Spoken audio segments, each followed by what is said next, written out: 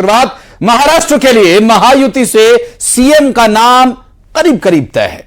देवेंद्र फडणवीस महाराष्ट्र के नए सीएम बन सकते हैं और आज शाम तक आधिकारिक ऐलान भी किया जा सकता है। महाराष्ट्र विधानसभा चुनाव में महायुति की बहुत बड़ी जीत हुई है और बीजेपी सबसे बड़ी पार्टी बनकर आई है। इसके बाद एक तरफ शिंदे कैंप एकनाथ शिंदे को सीएम बनाने के लिए दावे कर रहा है, तो वहीं बीजेपी के खेमे से देवेंद्र फडणवीस को सीएम बनाए जाने की मांग उठ रही है।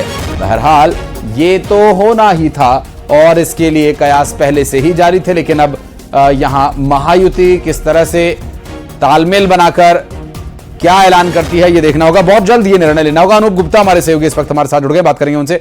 अनूप, ये तो तय था, चाहे अब बीजेपी के नेतृत्व वाली महायुति की सरकार बने या फिर विपक्ष की यदि सरकार बनने के लिए परिस्थितियां वैसी होती, तो दोनों ही तरफ एक चिंता तो यह थी कि सीएम कौन बनेगा, लेकिन महायुति से बड़ी युक्ति से निकालने की तैयारी में अभी क्या है डिटेल्स अपने पास?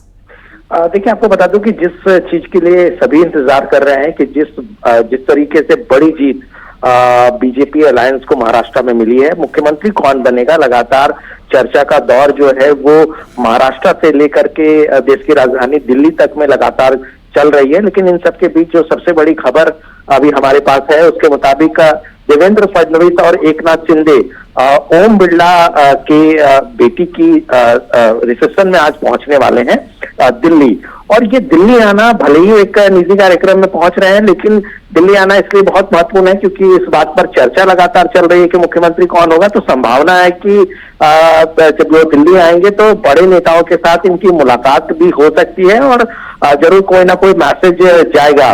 दूसरी तरफ बता दूं कि बीजेपी में एक परिपाटी है, अपने पर्यवेक्षक बीजेपी भेजती है विधायक दल की बैठक के लिए, जिस पर अभी नाम पर फैसला नहीं हुआ है। संभावना है कि कुछ देर में उनके नाम का भी फैसला हो जाएगा। यानी कि कहीं ना कहीं बहुत जल्दबाजी बीजेपी की तरफ से नहीं की जा रही है। बहुत ही कह सकते हैं कि ठोक बजा कर इस पर फैसला लेना चाहती है, क्योंकि एक बड़ी जीत है और जिस तरह से आप प्रत्याशित जीत कह सकते हैं महाराष्ट्र में बीजेपी को मिला है।